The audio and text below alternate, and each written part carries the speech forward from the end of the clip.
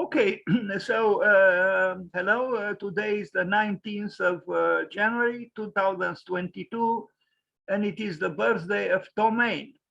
Happy birthday, Thom Mayne. He's 78 years old today. So let's read a little bit about him. So Thom Mayne, born on January 19th, 1944, is an American architect.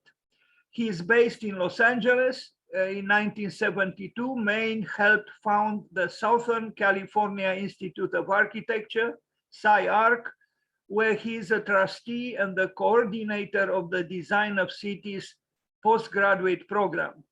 Since then, he has held teaching positions at SCI-Arc, the California State Polytechnic University, Pomona, Cal Poly Pomona, and the University of California, Los Angeles. He is principal of Morphosis Architects, an architectural firm in Culver City, California, where there is also Eric and Moss.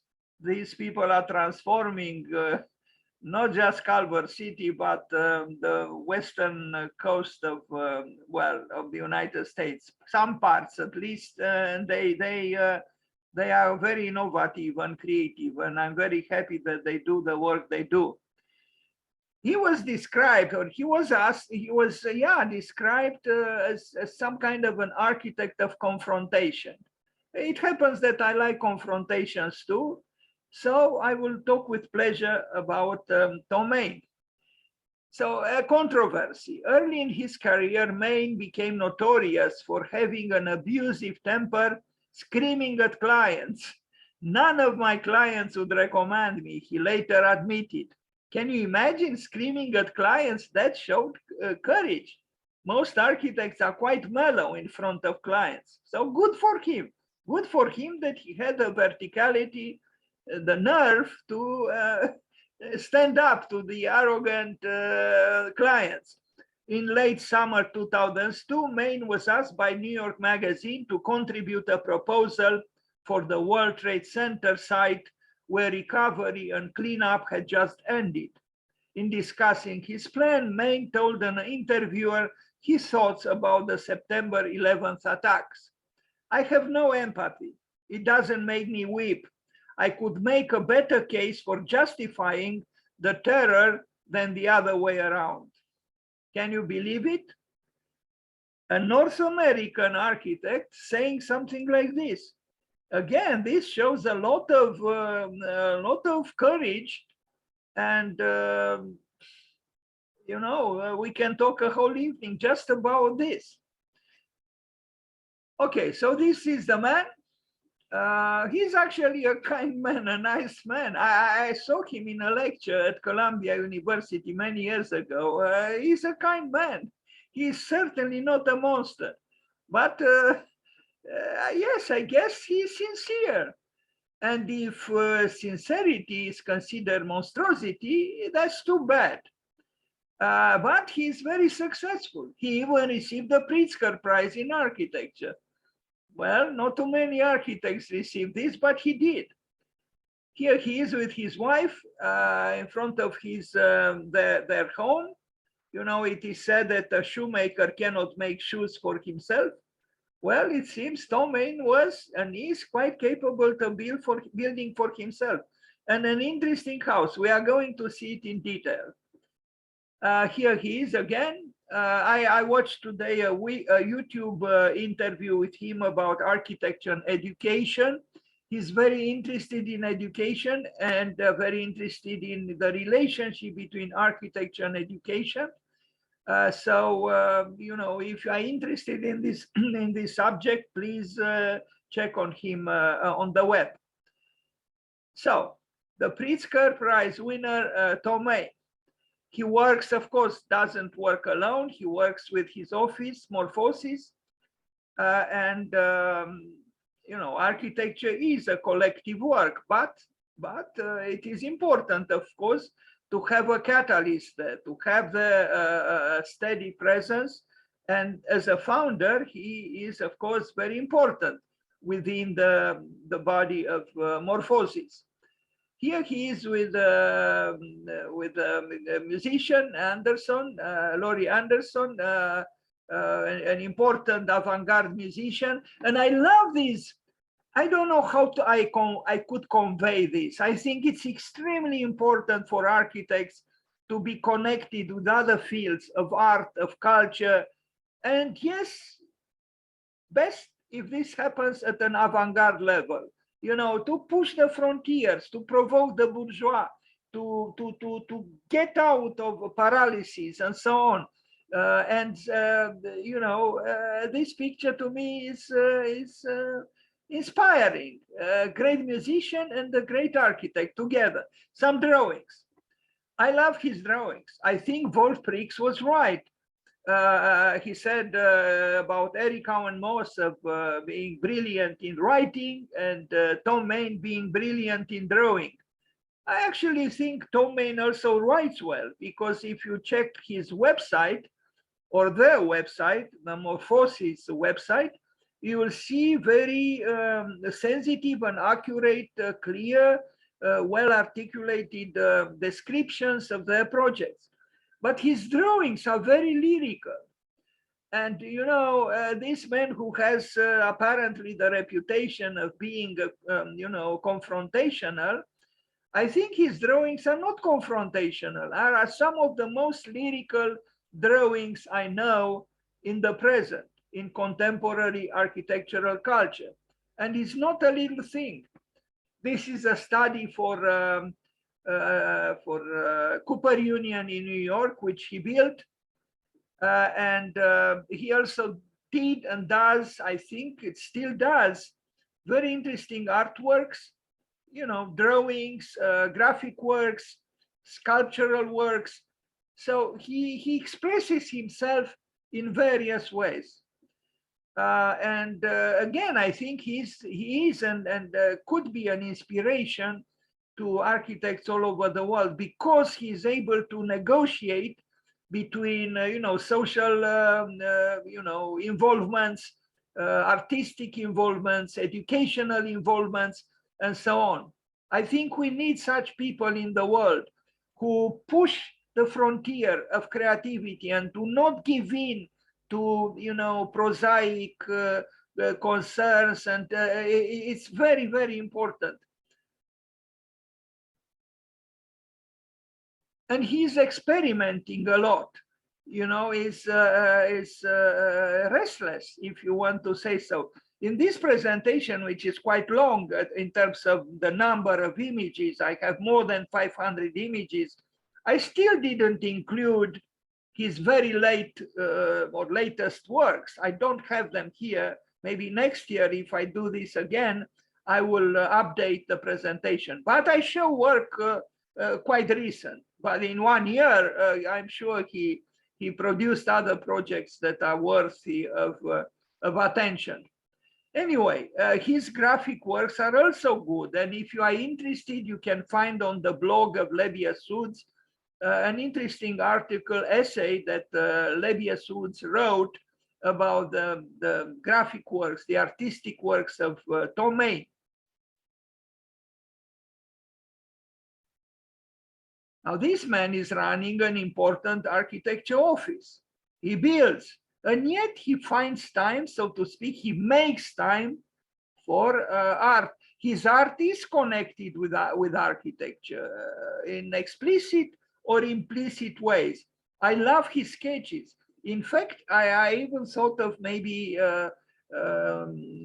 trying to maybe even publish a book about the drawings of Thom Mayne, because I do think his drawings are excellent.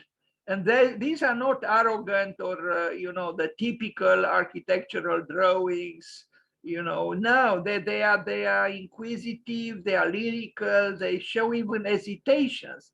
I call them Hamletian drawings. Unfortunately, there is that stamp there on many of the images I found, the Dallas Museum of Nature Science.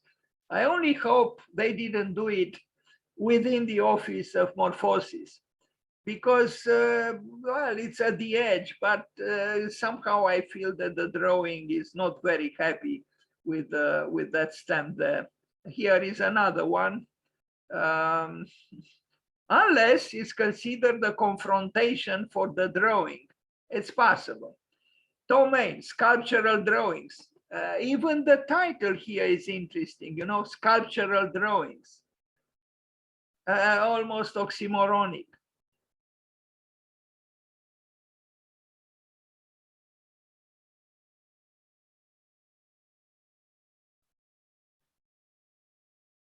The beauty, the change, and the self. Good domain. This is what Stefano Casciani, I don't know who he is, but I like this, this title, Thom, the beauty, the change, and the self. I myself have a lot of interest in what is might be called change architecture, and the fact that the self is also, you know, inserted in the title has the implication that you know, it's not just a formal manipulation of lines and surfaces, but there is also a psychological content, and there is.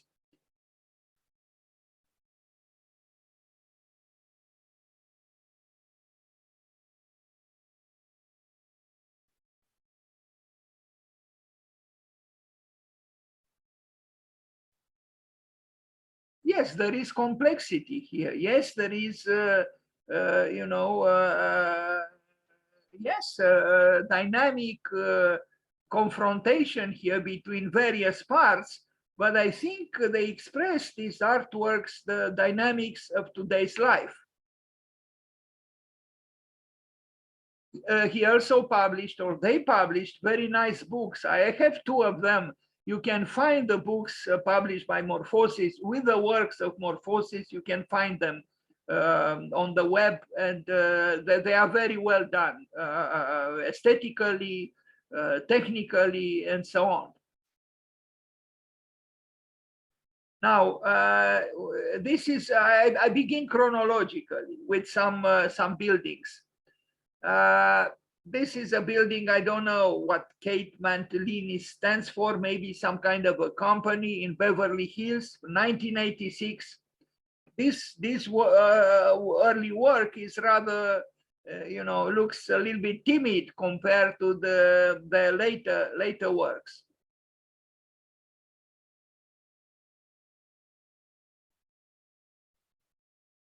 Now, 6th Street residence in Santa Monica, California, 1988. It's a model. The model plays an important role in their practice, and the models are very elaborate and artistically appealing. I think Thom, like other architecture offices, but not too many, understand that the act of doing cannot be divorced from the act of knowing or learning. So he confessed about his lifelong interest in education and architecture. But what is education? It's about knowing, learning, reading, thinking, debating. So, you know, it's an unusual practice, because this is not just about production again. It's about study, reflecting, you know, incorporating in the act of constructing a process of knowledge, relating to knowledge. And this is not very often done. Most architecture practices don't even think about this, but there are a few others that do it. And I think, again, you cannot separate the act of doing from the act of knowing. You have to attempt to unite them. It is not easy, but that's where the excitement is. And you cannot create culture otherwise.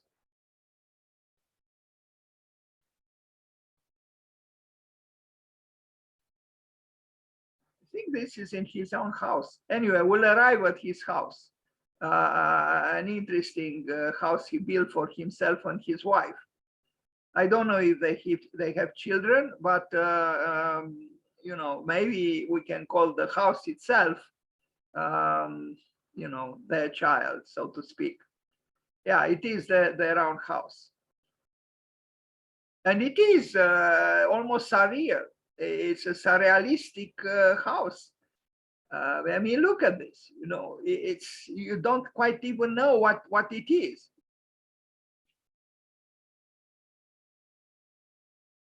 So I think Thom Mayne was and is and will be interested in, to put it in very simple way, in bringing the dream into architecture and externalize it physically.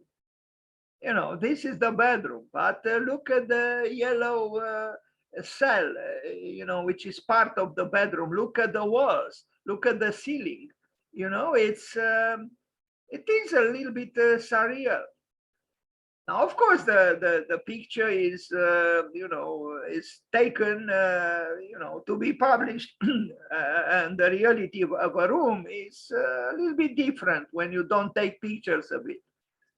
But I like the walls, you know, the walls are, they refer to the world of dreams. And what's going on here is also disorienting and interesting and exciting and provocative. You don't quite know what is happening, but I think this is good.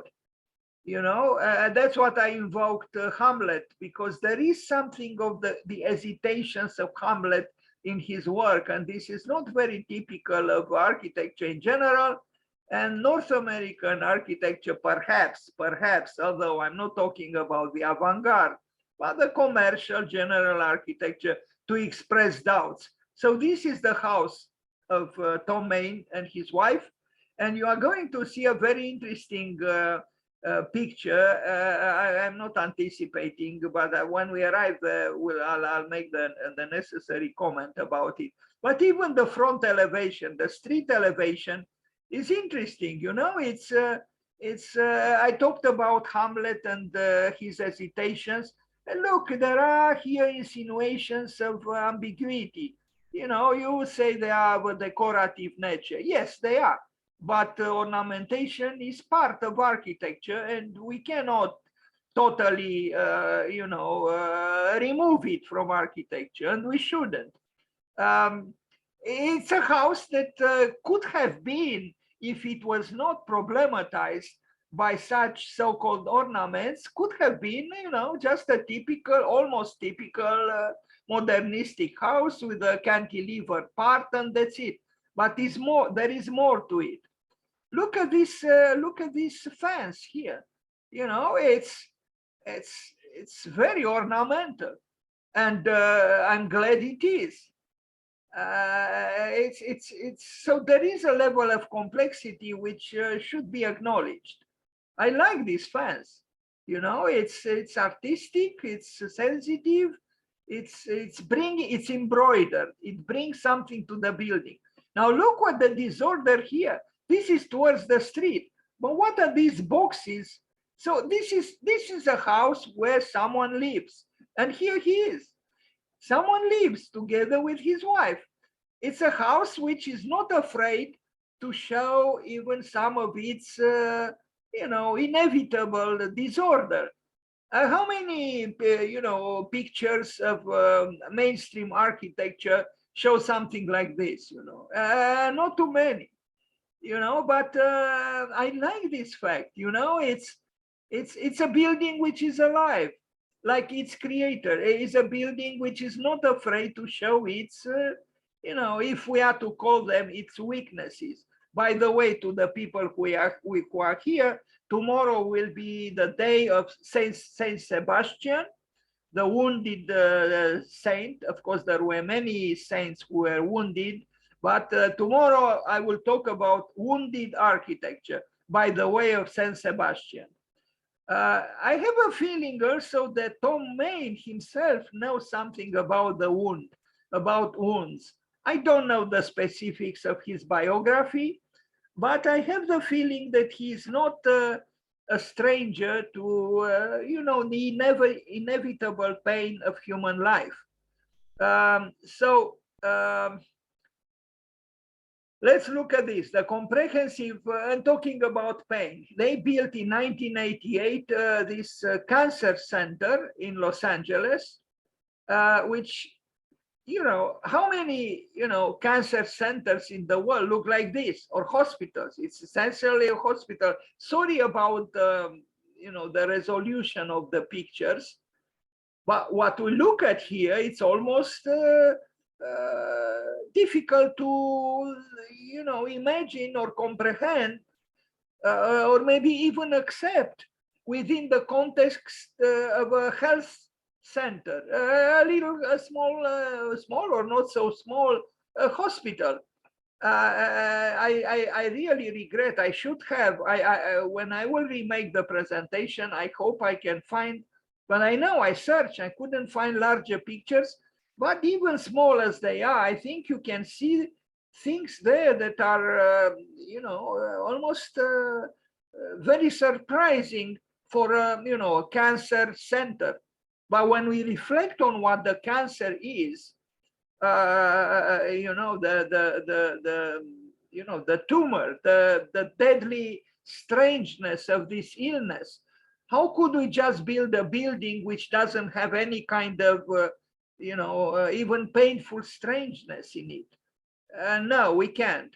A residence from 1990, the Crawford residence. Look at the beauty of this drawing. This is a musical drawing. This, in my opinion, Thom Mayne has a very lyrical, you know, spirit, the temperament. You know, he might be confrontational, or he might have been confrontational, but this is a very musical and very gentle, actually, drawing. This is a kind drawing. It's true what Wolf Prick said. His drawings are beautiful. Well, he didn't use these words, but he praised Thom Mayne for his drawings. This is a very sensitive, a very nice drawing. And then, you know, the transformation of the lyrical intuition into a drawing that was supposed to become a building. This is not an easy process, but he did it. And it's a large building, of course, but you see, it has erosions. It is a large building which is eroded. There is here a fragmented circle, and then even the building itself. I think this is the expression of a quest for complexity, and you know, I think essentially a quest for truth, because truth is not monolithical, is not white, is not you know, just splendid. So a building which aspires towards being truthful should show all the hesitations, the fragmentations, the painful distortions, the accidents, everything that affects human life, everybody's life. I don't think there is any person on this earth who is exempt from, you know, being confronted with the difficulties of life. And his buildings, to an extent, express this. I mean, these are just sections. You see, in fact, I only chose a number of them. There are many, many, because this is not like the typical box where you make one cross section and that's it. There you got the whole building. No, here you have to make tens of sections at least in order to describe the building in its changing variety. And again, this shows kind of like, but in a very different way, the drawings of Carlos Scarpa, where Carlos Scarpa also was attempting to handle a myriad of fragments and bring them to a certain level of cohesion without losing their specificity. The building by, and it's a large building, it's you know, it's a large residence, and it has cohesion, it has unity, but it also has fragmentations. And I think these fragmentations are a positive thing. although it is like a palace, it's a big villa, it's a big building, as a whole, I would say it expresses the pain of being. When you look from the outside at the built work, you see a building that is large, but it is not arrogantly large. And even in terms of tectonics, you know, various materials modulate the surfaces and the volumes.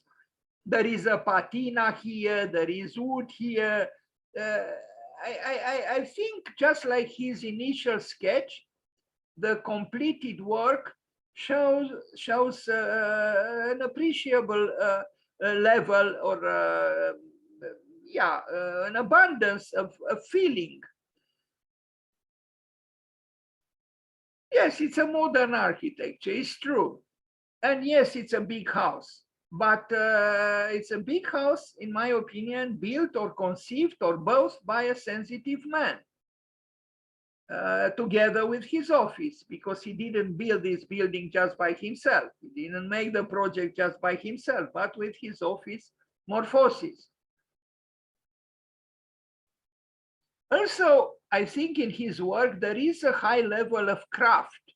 It's almost like an arts and crafts architecture, but built at the end of the 20th century with the means, the architectural means of the 20th century and not the 19th century. I know he's interested in craft, in the craft of crafting a building. I read about it, and this differentiates him from many other architects. You know, it's he could be accused, and he is by some, the orthodox critics of modern architecture, that he's a formalist, that he is using the theatrics of architecture to, you know, advocate a certain type of architecture. But I think this aspect of being interested in expressing the craft of building a building is important. Here is a chair that he designed, or they designed. Yes, it's surreal, the chair itself, but that's not a bad thing. I think we need surrealism in architecture as well, because our life is surreal so many times. We shouldn't be afraid of surrealism, because what we call reality is very often a simplification of the true reality. Even here, you know, this part of this space is an event. It's an event architecturally speaking. It could have been, you know, just a glass wall or a blank wall, but it's not. It's studied, it's crafted, it's articulated in with a certain complexity. It makes you stop, and it makes you look, and it makes you think. Now, the Selig Healthcare Office building, 1991 in California, he built some big buildings, actually, you know, even for the government. You will see a very unusual office building for the government. I don't know how an architect who is confrontational and, you know, who irritated the clients by opposing them got these commissions. I guess he's also good at negotiating with agencies, with big institutions, and so on. Yes, it's an institutional building. Yes, it is an office building. It's a healthcare building, but there are, I call them the Hamletian turn of mind. You know, there are hesitations, there are even irritations, I would call them.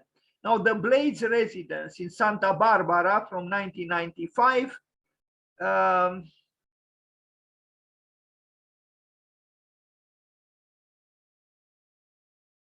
There are many things happening, and I think these many things happening are suggested already in the initial sketches that he does. Those, in my opinion, very sensitive and brilliant initial sketches or drawings.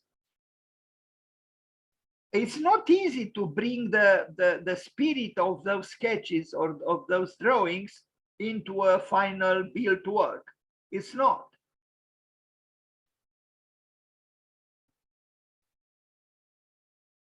I guess I am preparing for the talk tomorrow about wounded architecture, because somehow I'm thinking that I don't know Thom Mayne personally. I didn't read about it, but I have the feeling that this is a man who knows something about suffering. Now, the Sun Tower in Seoul, in Korea, South Korea, 1997, built. He's building now in China, and he praises China for being very experimental and very open in ways in which no one in the States would be. Yes, it is so. China, which not too long ago was a drastically communistic country, is now an incredible lab for experimentation in architecture. They make also mistakes, but China is leading now in the world through its openness. Apparently their client, you know, you can make something crazy and the client will say, sure, we'll build it, no problem. Anyway, so let's read about this. We were first able to experiment dramatically. This is about the building in Seoul with a second skin where we could separate. This is the words. I think these are the words of Thom Mayne. The formal demands of the surface from the pragmatic requirements of the body, with the Sun Tower in Seoul. The rigid constraints of a very constricted site, a generic program, and the requirement to maximize the zoning envelope posed a challenge to create a form liberated from the direct impact of these conditions. The fact that two property owners were in dispute provided the I guess the confrontational man, was attracted by the dispute.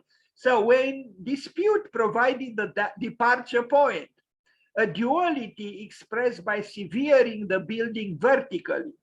Separating the towers generated a wedge-shaped volume that would serve as an entry point, provide for greater interaction with the street, and allow for more fluid visual proportions. In addition, inserting a compressed ad hoc public space in the single mass signaled the resolution of the scheme, whereby a translucent membrane of perforated aluminum unfolded the volume of the building.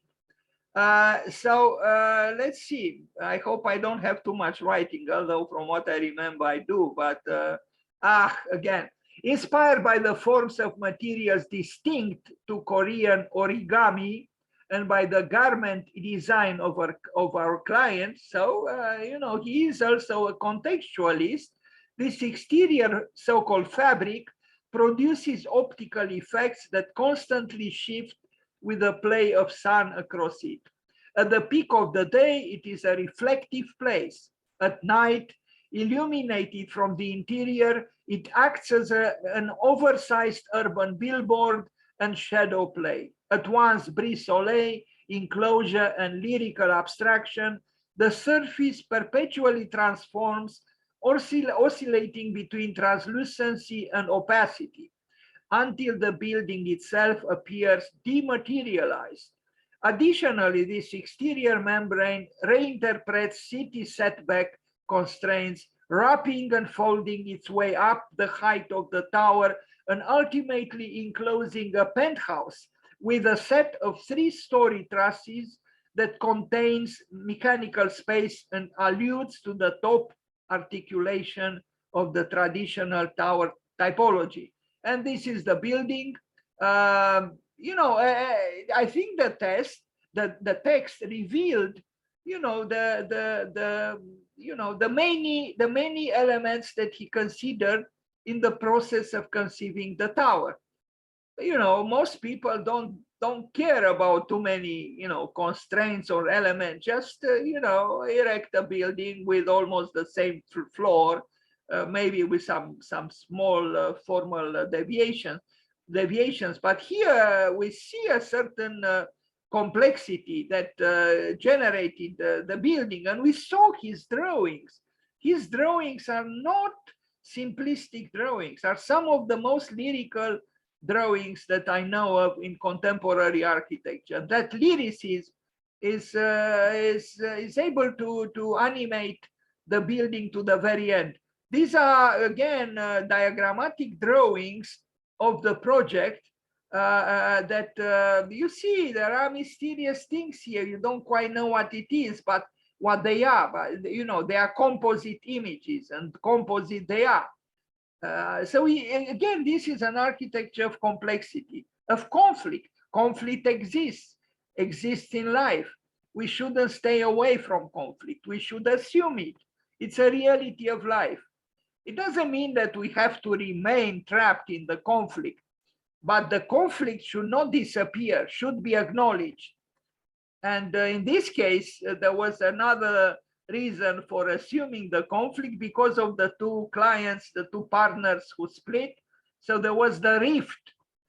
So the rift, I think Thom Mayne, without knowing him personally, knows something about the psychological double, the one that even Fyodor Dostoevsky talked about.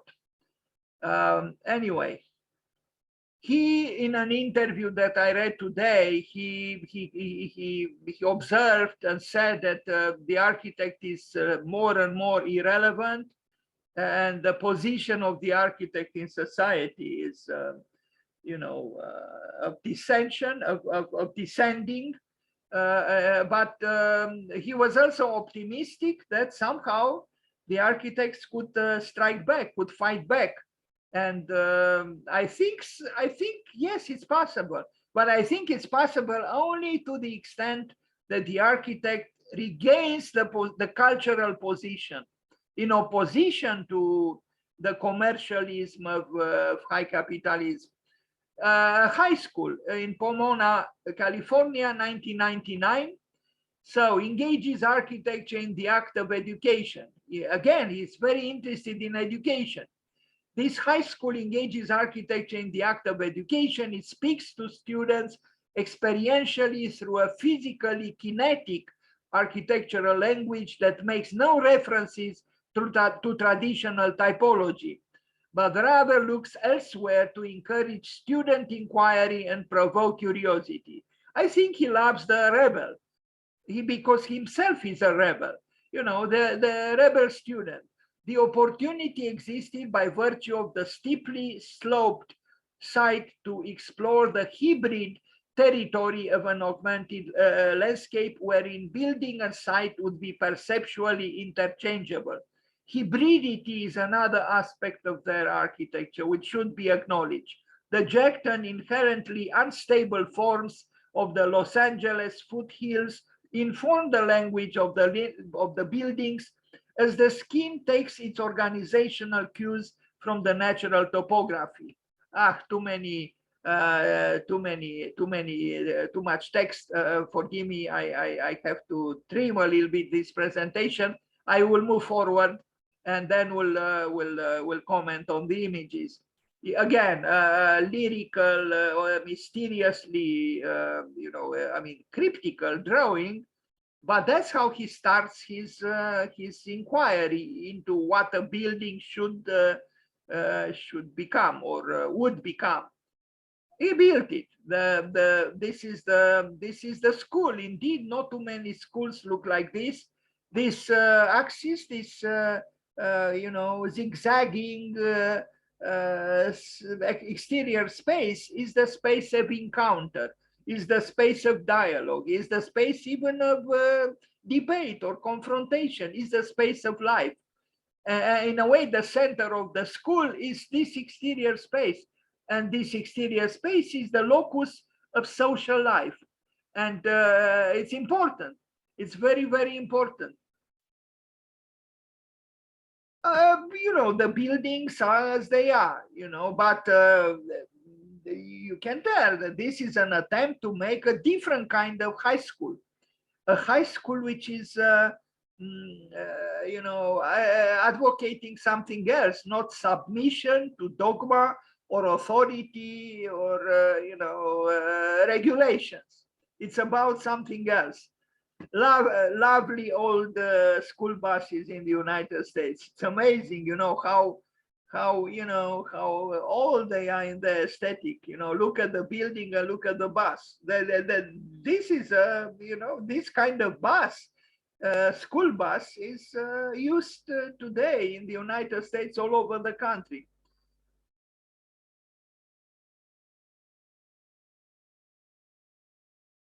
So you see, all this fragmentation is actually, in my opinion, advocating interaction. It's about interaction, and this is important.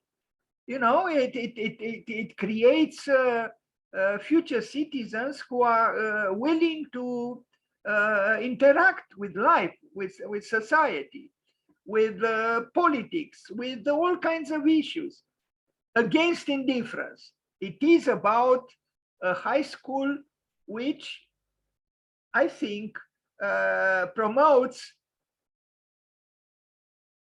the opposite of indifference, that is participation. Through a modern language, yes, very modern.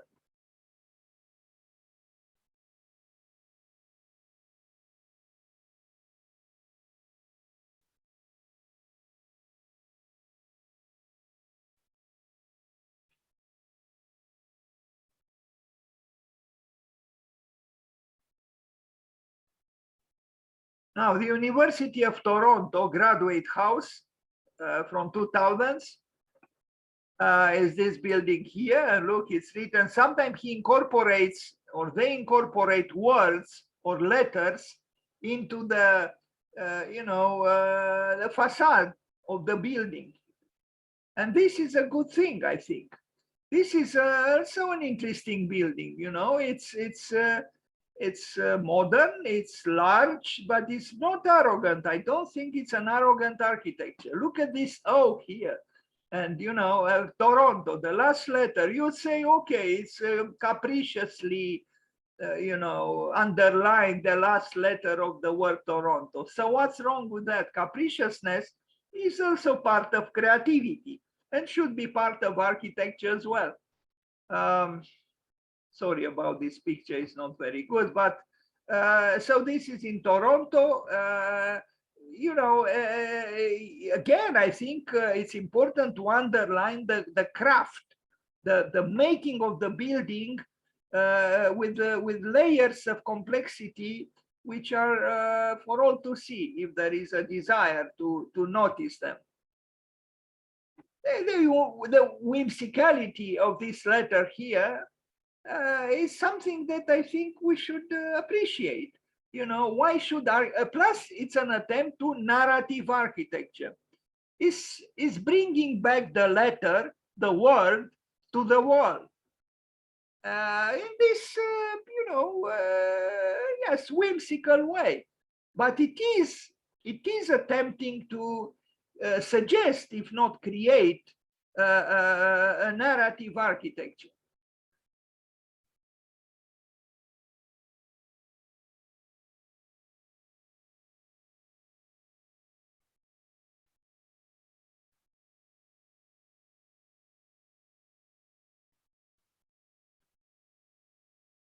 I make again reference to the books. I have seen 2 books. I actually have 2 books with their works, and the books are just like the buildings, have many layers, there are many complexities. The graphics are not,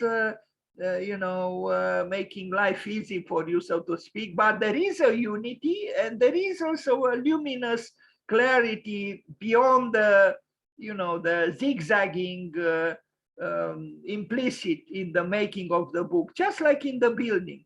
Okay, this room doesn't have too much zigzagging, but it's a room. But the building itself, just like this one in Austria, the Hypo Alpe Adria Center in Klagenfurt from 2002. Unfortunately, I have to, I wanted to be very scrupulous, and I added a lot of text, and I usually don't do this. but now I'm beginning to regret because there is too much text. Integrated rural and urban typologies, talking about hybrid architecture. This attempt to unite rurality with urbanity is also a good attempt, you know, and it shows again that the architecture of morphosis is not a simplistic architecture. It's an architecture which is aware of the context and which tries to make sense. Well, when I say to make sense, not in a simplistic way, to acknowledge various constraints of a context, either physical or metaphysical. Just read, you know, kind of, you know, randomly, as with many contemporary edge city conditions, the site is surrounded by dislocated buildings, open parking areas, large-scale commercial developments, and residential suburbs.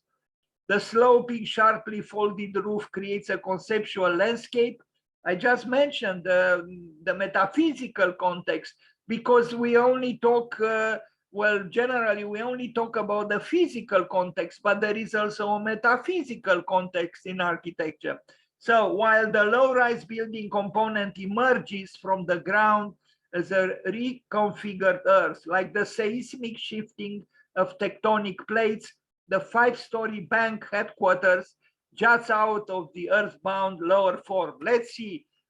Too much writing. I apologize. I will trim the presentation. That's why there are so many pictures, more than 500. Anyway, this is the building in Austria. And I think it's a good building. And it has, I hope I have a picture. I should, with someone dressed in red here doing some choreography.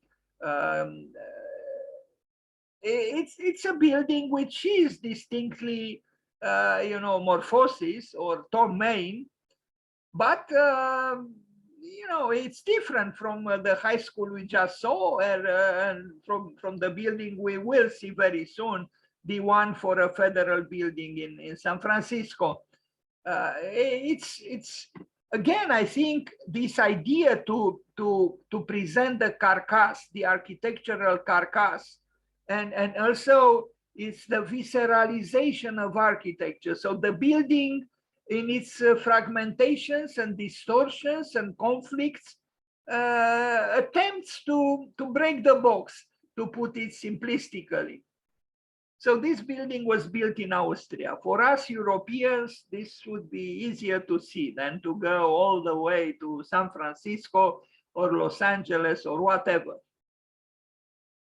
The diagonal also is important. I am a great admirer of the diagonal, because the diagonal, just like the rebellious student, is saying yes to life, to change, to, you know, contestation, to confrontation, to, yes, to life. The diagonal is about life, just as the diagonal in Barcelona is about life, fighting off the rigidity of a system too sure of itself.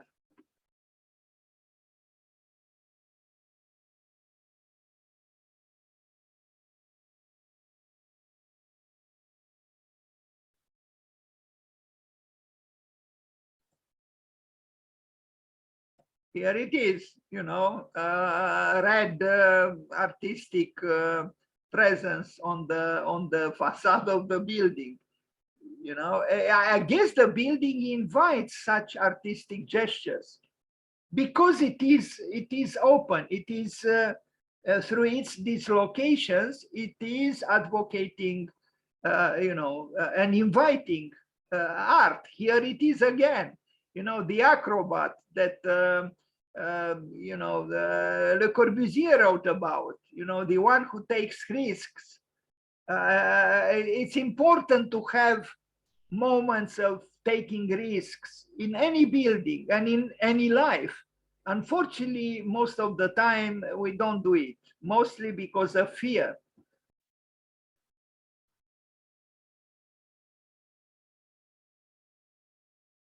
Okay, it's very easy for Friedrich Nietzsche to say live dangerously. I acknowledge. It's also easy for me to quote from Friedrich Nietzsche. But from time to time, at least, I think it is a good thing to remember what he said and maybe, take some risks, each one at the level of his or her own life. Enough with the humiliations, the typical humiliations of all kinds of systems that try to dwarf us, and it's from time to time, it's good to be honest towards yourself. And, the presence of those two acrobats on the facade of the building is advocating something like this, in my opinion, as opposed to this conference table, which is, about order and, for me, frightening masculinity, it's about control. It's about control. It's the very opposite of what those, dancers or, those two people were doing there. We should reflect on this. So are we following this or we follow the other side? Well, life has both. We have to acknowledge both, It's true, those who paid for the building are the people around this table, not the dancers. But we should not forget the dancers. What is this? Another headquarters in Los Angeles, California, 2004. Let's go quickly over these rather boring drawings. Again, we see, is this the number of the building on the street? It's possible, a huge 100. But look, many things are happening here. Look at these things. These are all crafted. These are all, well, they are sculptural, but they also serve, I'm sure, a certain function. It's not just about, creating sculpture for nothing. It's the California Department of Transportation, if you can believe it, that a building with a prosaic function, although necessary, could also manifest art. Look at these lights. It's a symphonic work in a certain form of aesthetics, but it's a symphonic work. Although he was described as being confrontational and some kind of, enfant terrible and the bad boy of architecture, this man was and is able to negotiate with authorities large programs, large buildings, and this requires skill. And also, convince those people to build such things as what we look at here. It's, the Department of Transportation doing something like this. Yes. So it is possible. It is possible. If you have belief in your intuitions, in your vision, you can fight for that vision, and you might be surprised. Even the Department of Transportation could invest in building something more extravagant. And I think this is possible in any country. It's just that we have to fight. The architect has to fight. It's not just about saying yes, accepting, lowering the head, trembling, and only thinking of getting quickly the fee from the client. No, Alvar Aalto was right. We should give the clients more than they imagine they could receive from us. And I think this is what Thom Mayne did and does. He offers them more than they imagine or imagined they could receive from the architect. This is the role of the architect, a catalyst, a transformer, a social transformer. You transform society and you transform even yourself in the process of building creatively.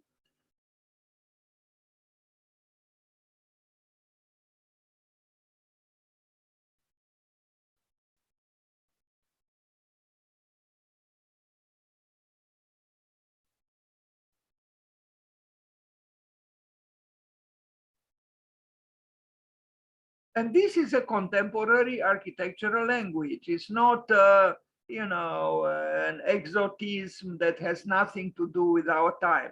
Now, the Science Center School in Los Angeles, California, from 2004, again, a big text, dissolve the boundaries between the building systems and the ground. You see, again, it's about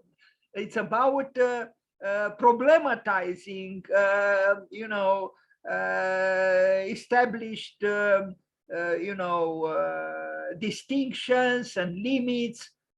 It is here that his rebelliousness is active. So too much text, sorry. Let's look at the building. Is this building here horizontal and long?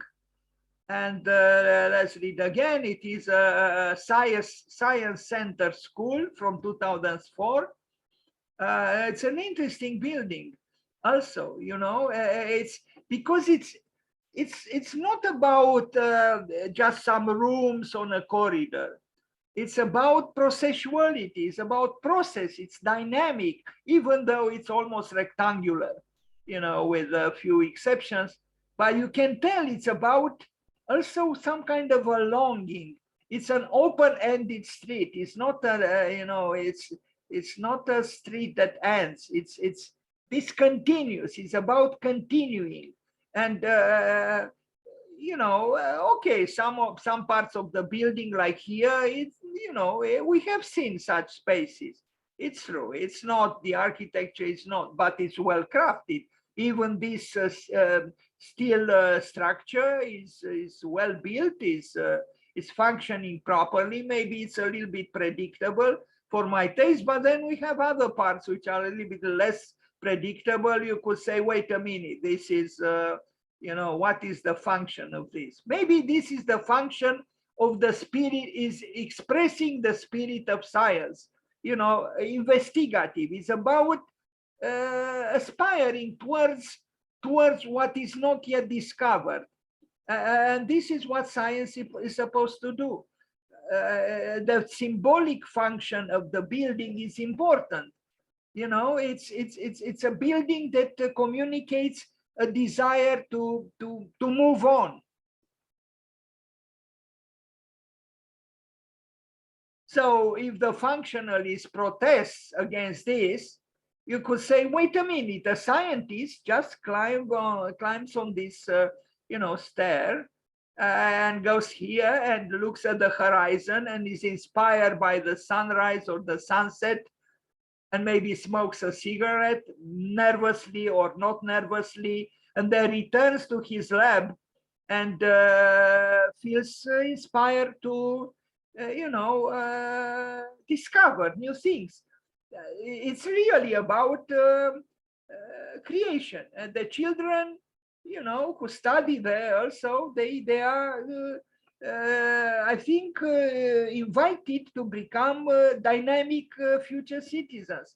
It's important. I don't know who this silhouette is here. I have seen her in maybe in other pictures about this project, and the redness probably pleased the photographer, and implicitly the one who commissioned the photographs. Here she is again.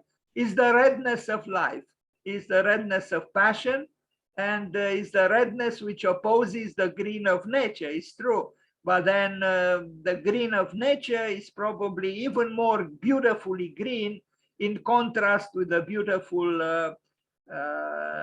red of that clothing. The University of Cincinnati Student Recreation Center. This is a building I have seen. I had been in Cincinnati. It's a site there where there are other buildings by Bernard Tschumi or Michael Graves, but the one by Thom Mayne and Morphosis we are going to see. Look at this word here, weaving. Weaving as a means for establishing flow description, flow. You know, just this title here, weaving as a means for establishing flow. I like flowing and I like weaving, and here you have both. Again, this is an architect who is concerned with process and with the complexities of life. weaving as a means of establishing flow to resolve the site's disparate staccato of existing buildings and edges informs the principal strategy for the University of Cincinnati master plan. Look at this beautiful drawing. It is a beautiful drawing, you know, and it's a very sensitive drawing. I don't know how this man could be described as a confrontational man. This drawing shows almost amazing gentleness. Anyone can see the gentleness of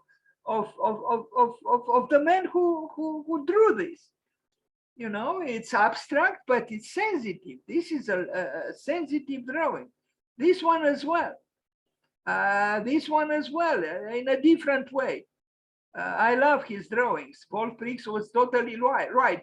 Well, the buildings are a little bit more, piercing, so to speak, a little bit more confrontational than the lyrical sketches.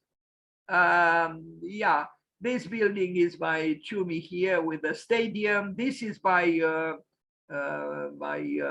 Thom, Mayne and Morphosis, and Grass is by God. Yeah, Cincinnati. The campus of Cincinnati University is one of the most interesting university campuses, because they had a good initiative to invite important architects to build various buildings there.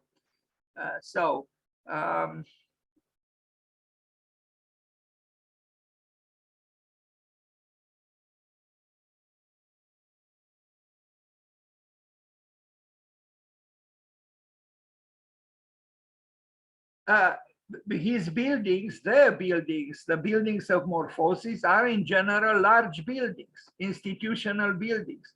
It's difficult within such large buildings to bring, a level of detailing like let's say Carlos Scarpa. And yet, in his own way, in their own way, they, through specific means and through fragmentations that are typical of the atypical office Morphosis, they are able to negotiate between multiplicity and unity. And I think this is important. Yes, it's an architecture that is institutional, is big, but it's not crushingly monolithical. It has variety, as you can see, all kinds of, situations. It's a situationist architecture, actually.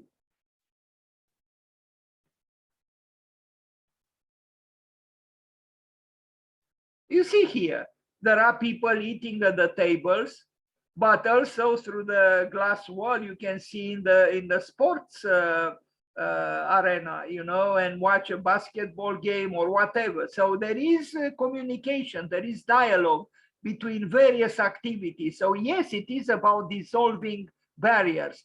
Now you are going to see a very interesting public housing in Madrid, in Spain, from 2006. Truly unique. Again, long text, a typology of porosity, a word that is also used by his friend, Stephen Hall, they are good friends, to realize social ideals. Let's read again, porosity to realize social ideals. Are we thinking of social ideals in our projects? Are we thinking about porosity, dissolving barriers, trying to unite people to break down the rigidity of limits? And no, yes, it's a white architecture, but look, someone is here maybe reading a letter. These people are walking. Here is another person. Here is a person in the balcony. Just in this picture, we see 4 situations. 2 people walking, one reading something, one at the window, and one in the balcony. This is about communication. Let's read again. It's about porosity to realize social ideals. What are the social ideals? Yes, we are confronted with the pandemic now, with COVID. But let's hope one day the COVID will recede, the pandemic.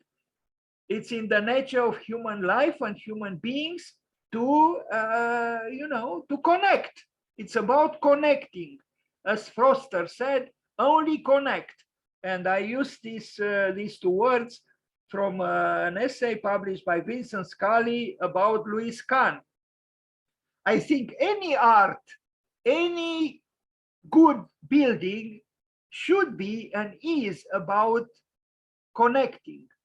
It's actually the definition of the word art, the oldest I found in the etymology of the word art. Art equals bridge equals God. Bridge in the sense of uniting the two sides of a river, not in the sense of an attic. I mean, not necessarily bridge. I mean, I'm referring now to the Romanian word, to the Romanian audience, pod. It's about the bridge that connects two sides, let's say on two sides of a river, not the attic of a building. Look at this. Who do such a housing? I mean, compare the buildings around this complex built by Thom, Mayne and Morphosis with the buildings around. And although it is distinctly different, there are some references. You see the smaller windows here on these facades kind of connect. This is not an irrational building. It has a grid. It has a certain order. It is labyrinthical, but it disconnects with all the culture, coming from the Mediterranean side of Spain and maybe even across the Mediterranean from the Muslim Islamic culture. But it's a very interesting complex of houses that express the same idea: multiplicity in unity. There is unity. It's a whole, but it's a whole made up of fragments, of individualities. And I think it's very interesting. If something maybe bothers me a little bit is that it's perhaps excessively white. I have an issue with this. I'm not against white or whiteness, but who knows? I mean, I'm sure the color of life and the color of at least the clothes of people and the color of whatever people have in their apartments animate this white labyrinth. But it's still interesting, this complex of houses in the density and the proximity. And you remember that first picture that I showed, with 4 situations: in a balcony, at the window, people passing by, and someone reading something in that opening in the wall. So I think he was true to the words that I read, about social ideals expressed through porosity.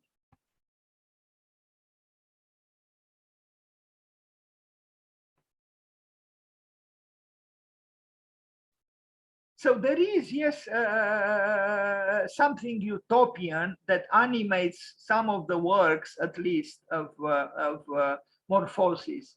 And I think that utopian, let's call it maybe not totally appropriately utopian, that characteristic of architecture should be present, at least from time to time, in the works of everybody. Because without longing for being an agent of transformation, of change in society and even within ourselves, life as an architect could become very, unsatisfactory, actually. I like to imagine that these spaces between these buildings, at least when there is no COVID, are animated with people, talking to each other, discussing ideas, maybe playing chess or whatever. It's a space inducive to interaction, just like in the schools that we saw that they designed. It's about interaction, an invitation to yes, engagement and not indifference. Now, this is a courthouse in the United States. Today, the architecture of justice drifts away from symbolic iconography. This is the text from the website of Morphosis. So you see, there is a quest here for questioning things, repositioning proceedings of business as usual. This represents the idea, the positioning of the reformer, the one who wants to reform certain things, which he thinks that are in need of a change. So he says here, courtrooms are routinely located in generic office towers, indifferent to the gravity of the judicial process. Indeed, the judicial process is highly grave or serious. You know, it affects people's lives. So, a building that is stiff and dogmatic, you cannot expect to have well, you have to be firm, but you also have to be just. And truth is not easy to arrive at. So a building that is a courtroom should express the difficulties actually of arriving at desiring to arrive at truth. So let's see what they built. It's a courtroom in the United States. The building, in my opinion, is a little bit, I would have expected, but maybe it's not possible or was not possible to arrive at, sufficient level of fragmentations. Being a courtroom, I guess you also have to generate some feeling of assurance or reassurance in the people who use the building. That traditionally a courtroom has a very conventional facade, that gives you the illusion of, being very firmly rooted in truth, in justice, and so on. So I guess, look at the flag there. The building is, after all, a courtroom, but there is still a level of fragmentations here, of disjunction that probably symbolizes the difficulty sometimes of the judicial process. It's an architecture that maybe is not very worn. Maybe it's not. I'm not sure if additional worms would have hurted the building. I don't know about that. But anyway, interesting though, this artwork here. I mean, they didn't do it, but they commissioned it. It's part of. I would have liked some of the spirit of the artwork to be found also on the tectonics of the building, but I'm still glad that it is here. The artwork. It's kind of interesting, I don't know what the artists thought. I don't know what the architects thought, why they incorporated it here. It's an unusual presence in the proximity of a court building, but I think this artwork is about, the indecisions, the difficulty sometimes to arrive at justice, because truth is not, to arrive at truth is not a straight line. It's not a straight, easy road to arrive to yes, to arrive at justice. It's a complex and often painful process.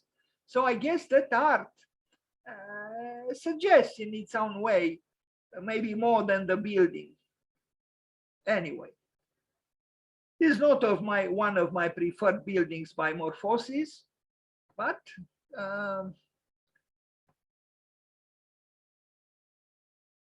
even here, the idea to communicate, you see, between various floors and it's an attempt to show that you are part of society, you are part of a social group, you are part of a larger entity. It's not just about you, you know, it's about the other or the others.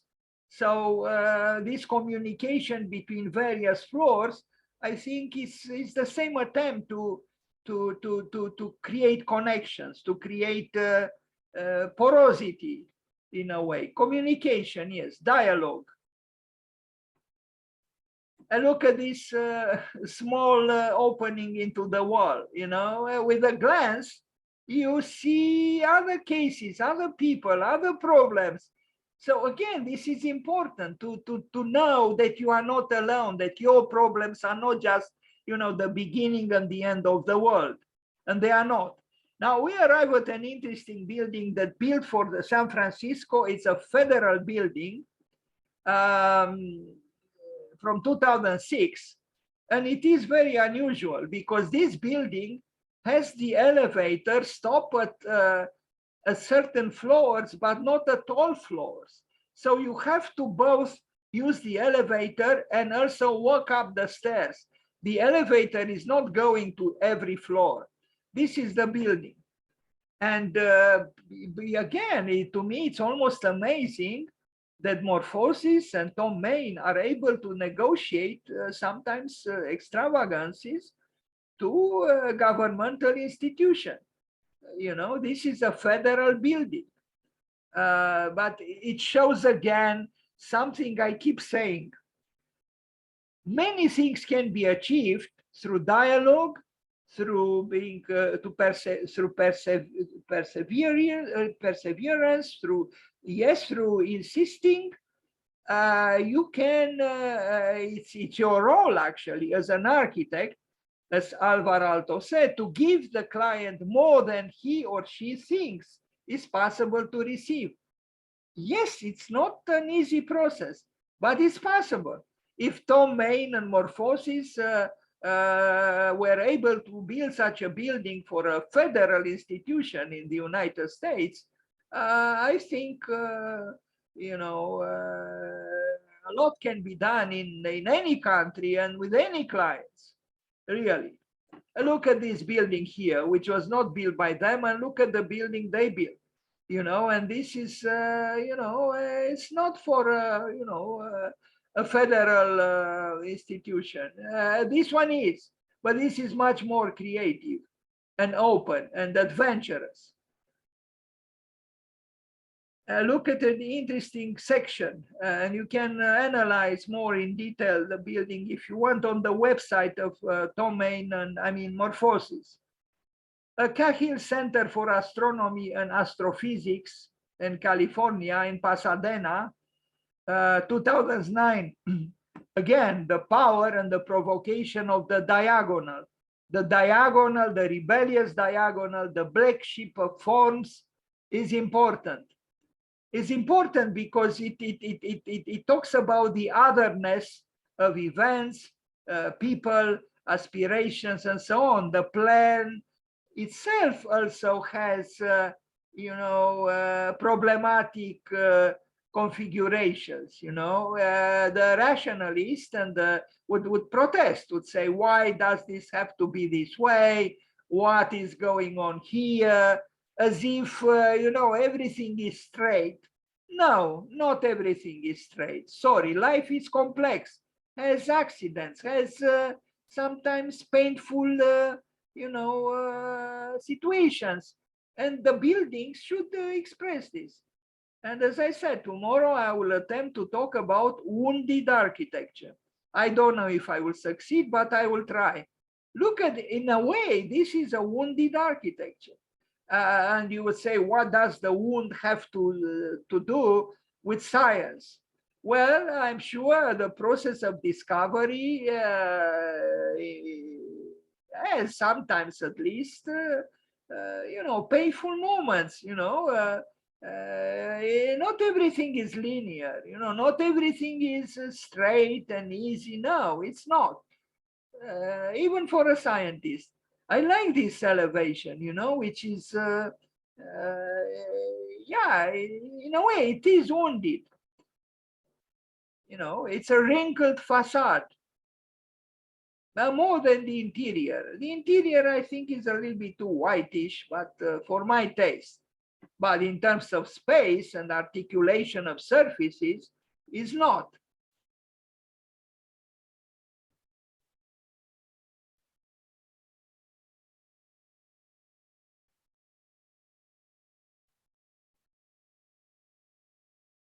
Are these architects? Perhaps.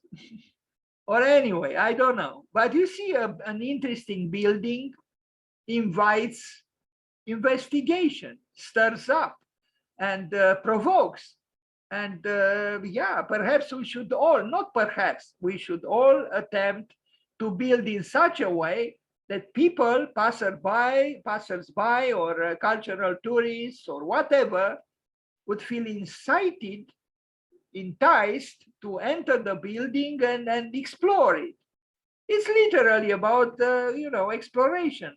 The pictures we just saw were taken inside this space, which is the space of discovery. You know, is the space of inquiry. You know, the other spaces are more functional, but there is also a space of, you know, accidental, you know, happenings. Interesting, the facades of the building. Is this deconstructivism?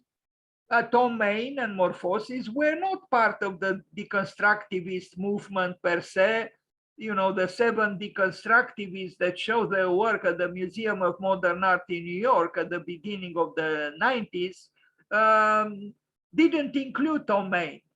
There are some parts that could be, you know, maybe referred to as somehow deconstructivist.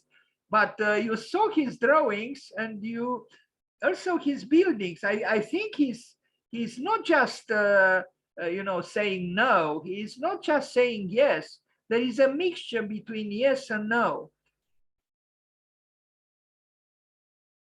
That is between constructing and deconstructing. You look at this facade. This facade is Hamletian in a way. You know, it could have been easily a monolithical, you know, a straight facade, but there are, you know, irritations, if I am to call them so. You know, deviations from predictability, and those are important. Or here, look at this. You say, wait a minute, this diagonal here is strictly decorative or ornamental. Well, it's a wrinkle on the face of the building. That's what it is. You know, it's an expression of an event in the life of the building, in the life of becoming a building. Why does everything have to be so-called rational and rationalistic and so on? No, I don't think so. Yes, you would say there is torture here, you know, for this window to be done in this way. But, you know, isn't any life like this? The National Oceanic Atmospheric Administration, another big institutional building in Maryland. And look at this. Well, it is, let's read again. National Oceanic Atmospheric Administration Satellite Operation Facility. Wow, you know, it's kind of a long name, NOAA. This sounds better, NOAA. But I think it's a building that, and you see the NOAA on the facade, part of what the building is. It's a building that wants to communicate with cosmos, with the atmosphere. It's a building which says we human beings are not indifferent to what is happening in the sky, in the heavens. Maybe not, let's not invoke God here, but it's a building that clearly expresses a desire for communication with the outer world, with the oceanic atmospheric well, administration, satellite operation facility. Yeah. But, you know, again, you would say this is manneristic. It's, again, I think it's an attempt to bring narration into the building. The name of the building is part of the building, you know, and you just don't have to just look into your guide, Michelin or otherwise. You can see something, even if you don't know what these letters mean, they stir you up. You pass by, you see these 4 letters, and so it's an identity display, part of the building, creatively done, graphically, but it's still important. Look at these balconies here. You would say they are superfluous, that, well, I don't know. I mean, this building is about exploration, you know, about satellite, whatever. It's, I like to imagine that at least sometimes, you know, someone goes to this balcony, but even if someone doesn't use the balcony through its symbolism, conveys the same desire for dialogue, for communication, for opening up from the human beings towards the clouds, the sky, the gods, or whatever. This is important, I think. And so it's not just the, you know, the satellite, you know, this device. It's also the presence of the human being in an active way, in a dialogue with what the building is not, meaning with what is outside of the building. As for the letter A, we know it's the first letter. That in itself is represents an encouragement for a beginning. And as Louis Kahn said, beginnings are in harmony with the human nature. So I think there is optimism in displaying letter A in this way.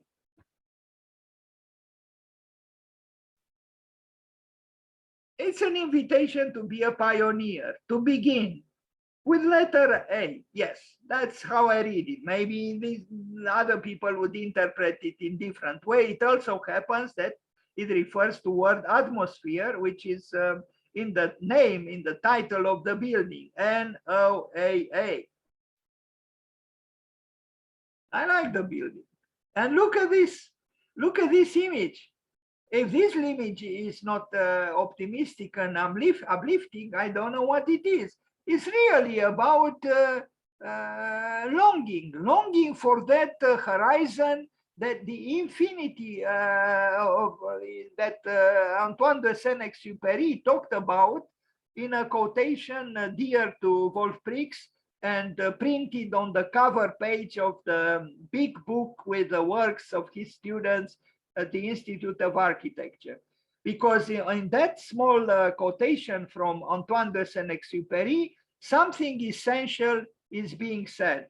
Antoine de Saint-Exupéry says, if you want to teach someone how to build a ship, you don't teach him, well, I don't use exactly the words that Antoine de Saint-Exupéry, although I could, because I have the book close. Let me take it and I'll read you exactly the quotation, because it relates to the building by Thom Mayne.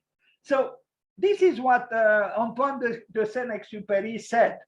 He says, if you want to build a ship, don't drum up people to collect wood, and don't assign them tasks and work, but rather teach them to long for the endless immensity of the sea. And this is the quotation from Antoine de Saint-Exupéry, from The Little Prince. So again, if you want to build a ship, don't drum up people to collect wood, and don't assign them tasks and work, but rather teach them to long for the endless immensity of the sea. Well, we see the same thing here in the building by Thom Mayne. What do these, what does this structure say? It's to long for the immensity of the sky. Because if you long for the immensity of the sky, you are a good researcher. And that's what, you know, any child, any young person should be taught, to long for this immensity of the unknown. Essentially, it's about that. If you have the desire in your soul, you become a good student. You become a good scientist, a good researcher, and we need such people on Earth. Now, the new academic building at 41 Cooper Square. So this is the new building of this exceptional architecture school in New York, the Cooper Union. They had their old building, and you know, John Haydock was the dean of the school for many, many years. But in 2009, Thom, Mayne, and Morphosis built a new building for the Cooper Union, for the same, you know, famous school for the advancement of science and art in New York. And let's, I don't know, again, I don't feel like reading all of this, but, you know, I just take at random a few lines. A stacked vertical piazza organized around the central atrium. This is, I would say that this building fits, at least in part, for the theme tomorrow, architecture, wounded architecture. This school, the Cooper Union, is a very special school. I hope it's still like this. It was like this for many years, many years. It was a free school, but very brilliant students got in through an exam, and a unique school in the United States, and perhaps not just in the United States, a free school for brilliant people, teaching art, architecture, and engineering. So there is the possibility to choose to study art or architecture or engineering. And this is the building by Thom, Mayne, and Morphosis. It's a wounded, in my opinion, it's a wounded building. This opening into the facade, and even here, these are wounds. Why he made them in this way, I'm not very sure. But I do know that, for example, Kenneth Frenton doesn't like this building at all. I actually like it. I even like the way they wrote here, Cooper Union, you know, it's why does everything have to be, you know, straight and so on. What I don't like about this building, and I had been inside this building, is that, you know, this, sometimes I find this a little bit problematic, but maybe it was not easy, you know, to do everything you might have wished to do. These walls are a little bit, to me, a little bit, I think they need some graffiti. The rebellious side in me, yes, what is beautiful is that you have the students, you know, reading, talking to each other, looking at the laptop.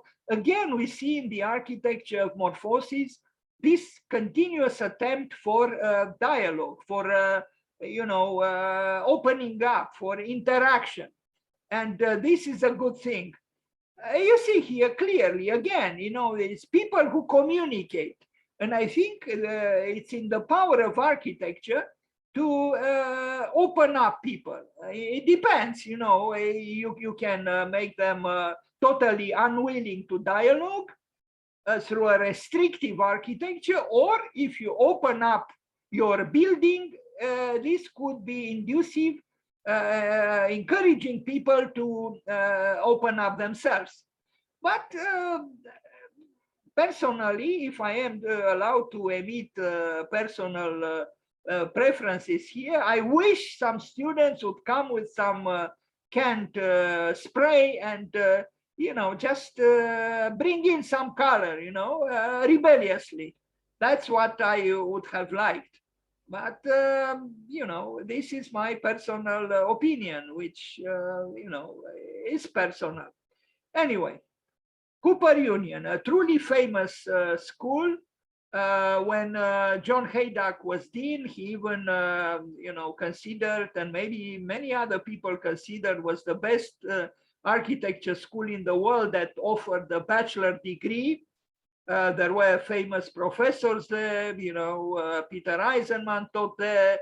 In fact, I attended myself 5 lectures by Peter Eisenman on none other than Andrea Palladio. If you can believe it, the deconstructivist Peter Eisenman, being obsessed by Andrea Palladio, now at almost 90, he's obsessed by Alberti. Bravo to him, a deconstructivist. If I don't know if he considers himself a deconstructivist, but he was part of the show with the 7 deconstructivists at the beginning of the 90s, being in love actually with Andrea Palladio, and now it seems with Alberti, two great Renaissance, well, Palladio later, but with an architecture which in many ways is the very opposite of what deconstruction might mean or means.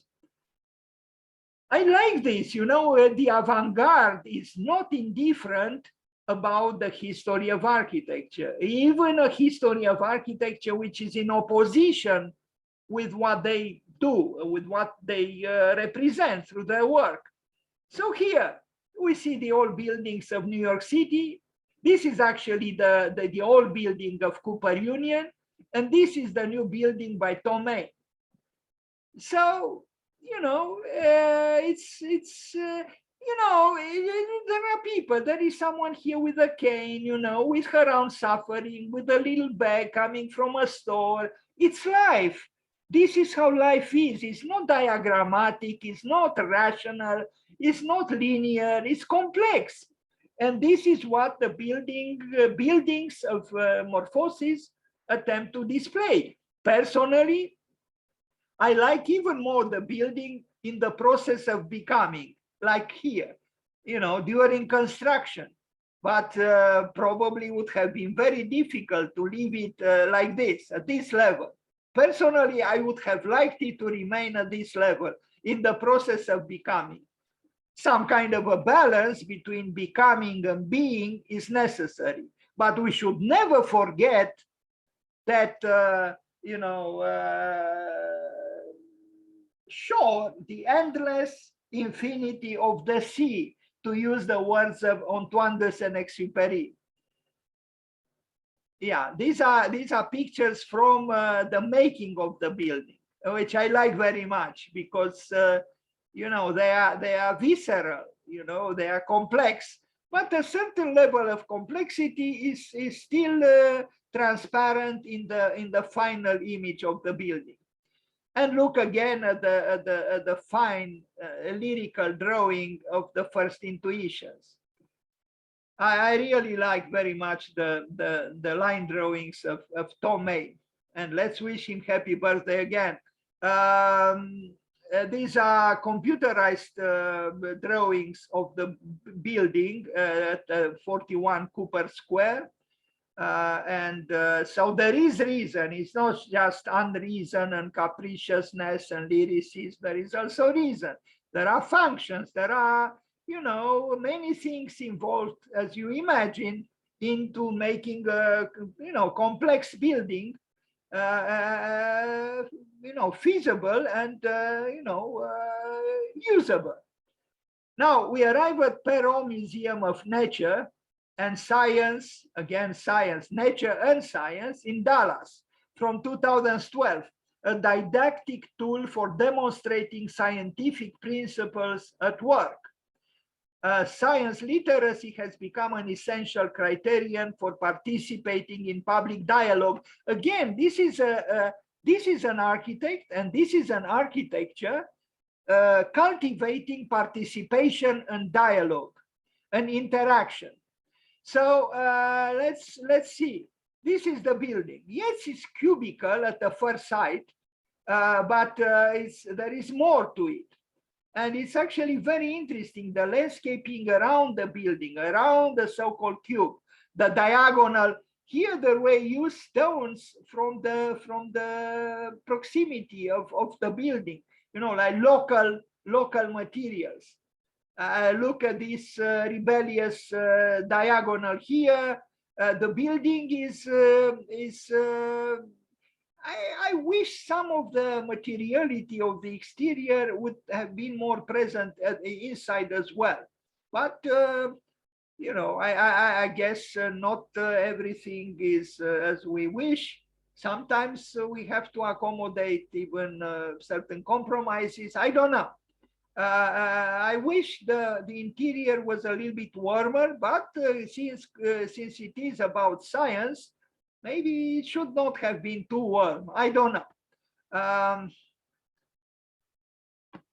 You see here, I wanted to, and I am preparing a presentation about wrinkled architecture. Well, I see here wrinkles on this part of the facade.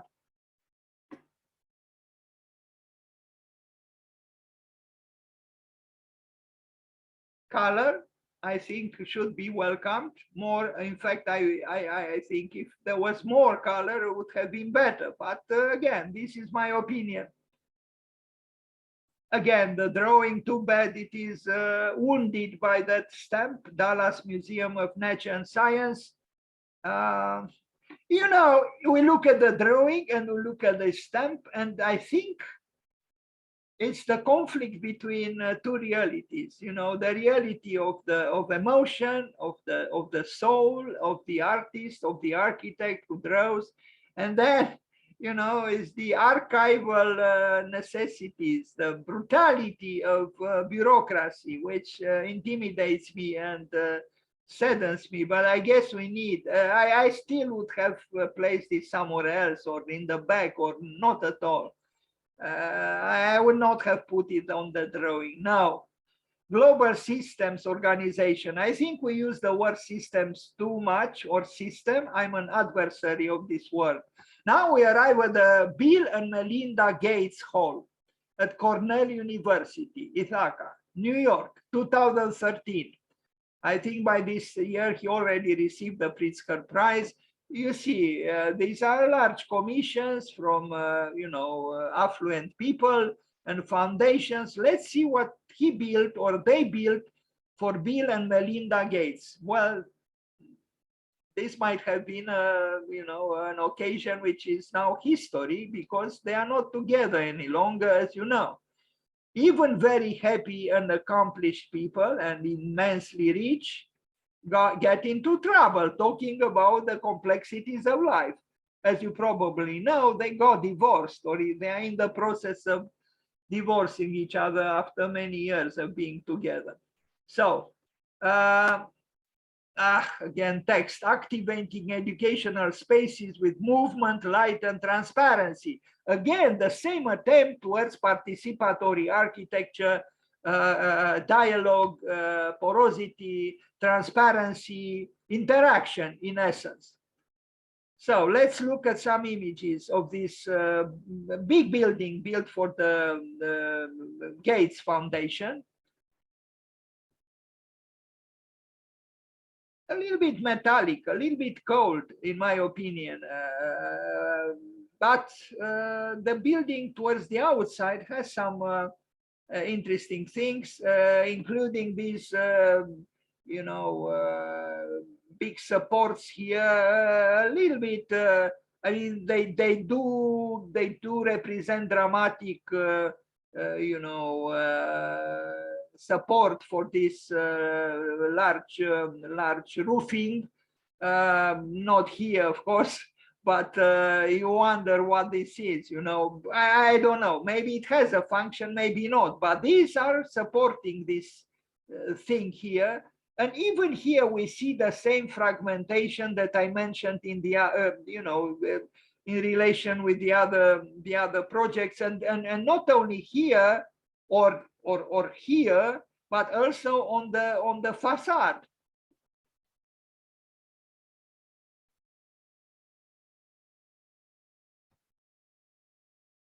So this is built at the Cornell University, and it was built for the foundation of Bill and Melinda Gates. So donated money to the campus of Cornell University by this foundation. Now, I don't show this picture for you know, to contemplate the profile of this student, but I like the ornamental design on this screen or wall. You know, it's discrete itself, rather mysterious and lyrical. Here there isn't so much lyricism, unfortunately, but there it is.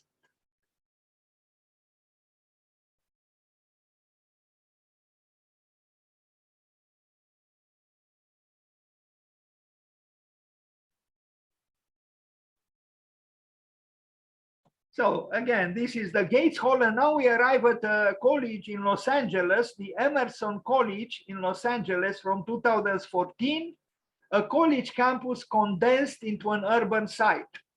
And so it is. It's actually a big building, a very big building. And here we see again the fragmentation that I mentioned before, which becomes ornamental. And it's actually interesting, you know, and we'll see also, I think I have here also another building in South Korea done through similar means. So it's the veiling of the building with a curtain, with a metallic curtain, which is in essence ornamental. Is it some kind of a brise soleil? What I notice here, there seems to be more fragmentation and even, you know, this embroidered aspect of architecture more outside than inside. And this is, you know, perhaps worth discussing about.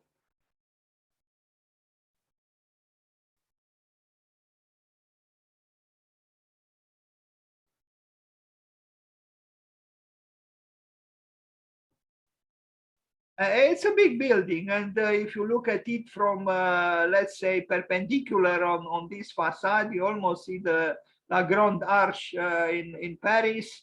But maybe I think it was done around the time, or maybe I don't know if there is synchronicity, but around the time when he proposed a tower, which was almost built, and is actually said that it was not in Paris. I think I have that project here. This is in Los Angeles. It's not in Paris, but it makes me think of La Grande Arche in Paris.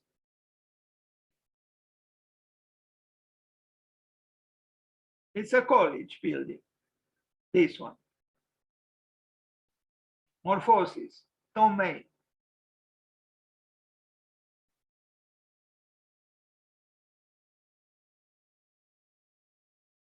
So as you can see, the bad boy of architecture receives some very big commissions.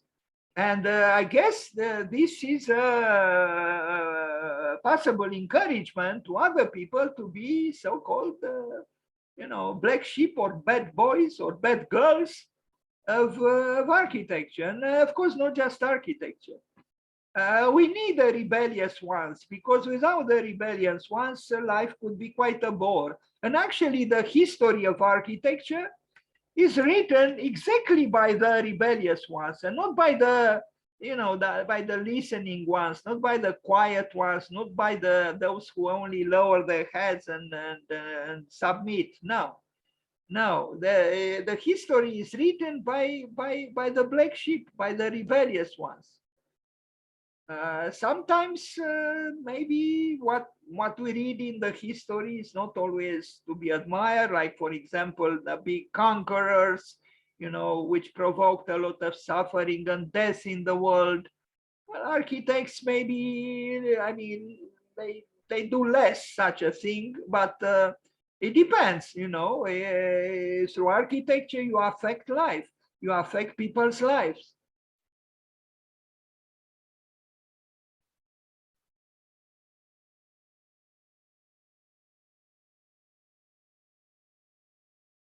I wonder what Le Corbusier would have thought of this, you know, are these brise soleils? To an extent they are, but they're very different from what he conceived. Again, look at the lyrical drawings, look again at that deadly, and I see it here, I don't know, I hope it's not done in their office. The Thom complex at Lawrence Tech, Different kind of building. I don't know very well what to think of this. It's archetypal in a way. It's Ur architecture, but I don't know. Anyway, morphosis, domain. And now we arrive at that project which I mentioned, Le Phare Tower, that Phare Tower in Paris was almost built. I think it received initially all the approvals. It was done very seriously, and I really regret it was not built. And I don't know if it will be built. So, drawing on the power of parametric scripting, the design of the Phare Tower, we are approaching the end of the presentation, gathers disparate programmatic, physical, and infrastructural elements from the requirements of the building and synthesizes these into a form that seamlessly integrates the building into the idiosyncrasies of each site while expressing multiple flows of movement. In the spirit of the Paris Exposition, competition proposals, the tower embodies state-of-the-art technological advances to become a cultural landmark. I want to say at this point that he had a personal exhibition, I mean, with the works of Morphosis and himself at Centre Georges Pompidou. And if I understood correctly, he placed his works, the models and so on, underneath the floor. So people would walk on a glass floor and look at the works through the glass floor. This is the tower. It's here. This is the arch that I mentioned, which probably influenced to an extent the Emerson College building that we just saw. This is Le Phare, the building which has two sides, an organic one, and in the back is a kind of one that relates to this tower, a rationalistic one. It's an interesting building, actually, and again, I regret it was not built. I show here many images of this, project which remained a project.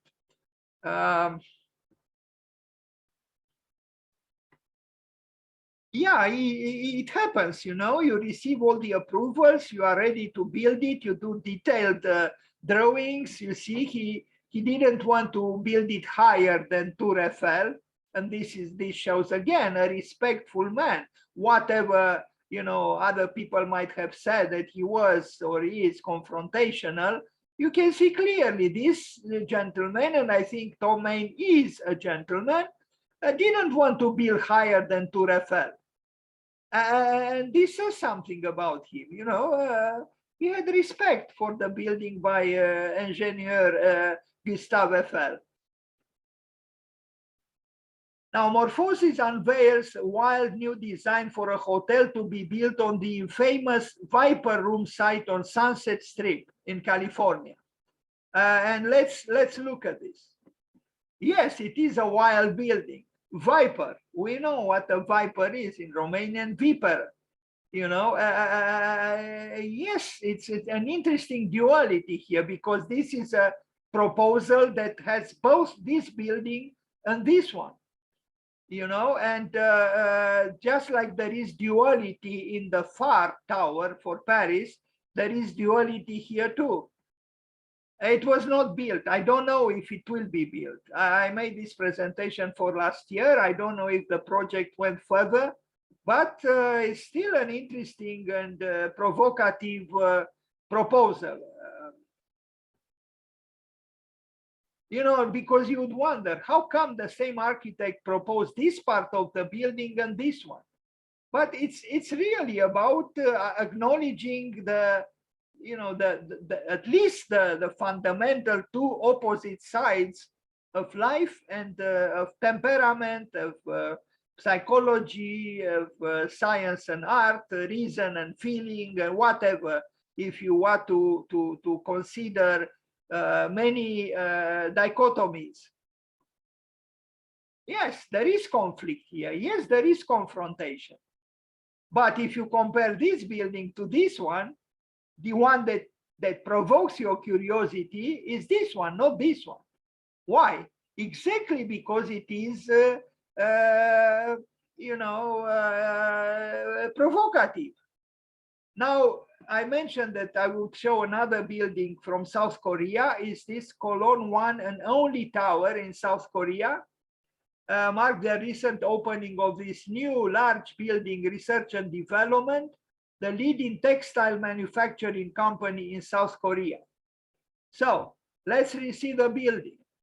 Again, a large building, again, a building which does not reject the word weaving. It is about weaving. It's some kind of a textile work here. Perhaps Gottfried Semper would have liked this building exactly because of this facade, which is woven. But these pieces are very big. We are going, from afar, you would say, well, they are, but you'll see they are huge because the building is big. Just look, these things, it seemed to be fragments of some kind of an ornamental design. They are actually big. Again, a character dressed in red, and I'm sure this is not an accident, because this lady represents life. Not just womanhood, but the redness of life, the redness of the blood, the redness of love, the redness of passion. Here she is again, and it's different from that previous building that we showed. It's a different person. But try to imagine the amount of work required to create, to manufacture, to craft these pieces, and then to bring them together. Because we saw their site. They were very big. The responsibility of the architect, of the engineer, of the people who erected this building was huge.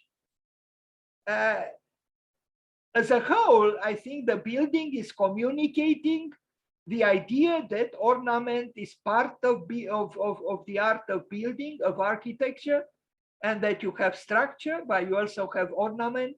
And depends, if the building is very large, then the ornament cannot be too minuscule. So you have something adapted to the scale of the building. We are building new ways of working. That's what Morphosis said, exploring the XR, the X-rays, and the future of design technologies. We are really at the end of this presentation. And we see, of course, they work just like Frank Gehry and other people on the West Coast and the East Coast. They work with high technologies. They cannot build otherwise in today's world what they build without using high technology. And in the case of the Office of Morphosis, it's not just about production, but it's about research as well. All important architecture offices today have also departments dedicated to research and to education. They educate themselves, and through their buildings, they educate others.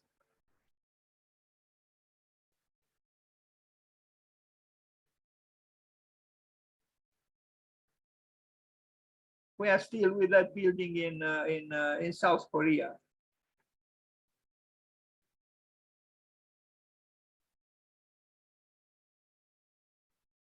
In my opinion, there is optimism in such activities because it's really about pushing the frontiers of knowledge, of architecture, of art, of science. It's about moving forward, being pioneers.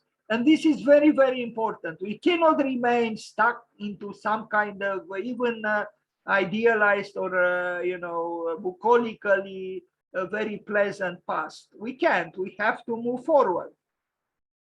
And such buildings as the buildings promoted and built, designed and built by Morphosis are important for our time, for who we are today in the 21st century.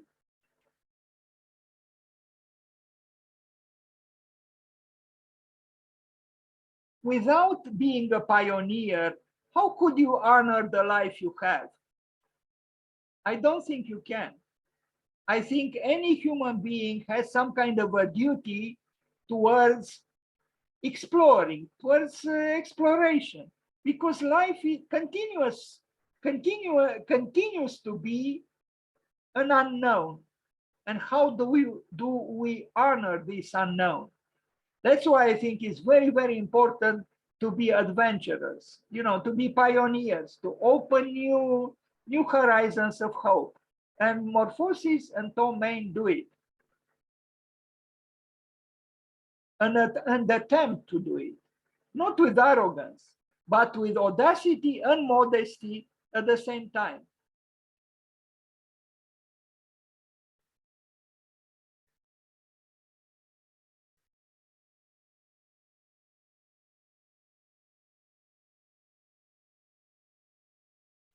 What do we see here? In a way, we see the same message like in that quotation from Antoine de Saint-Exupéry.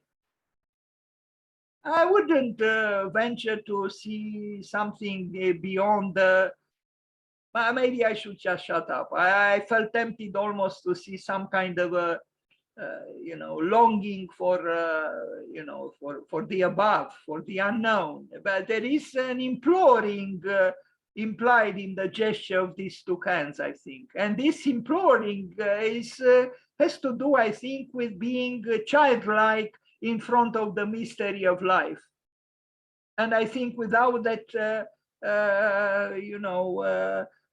childlikeness, we cannot create. Thank you, and happy birthday, Thom Mayne.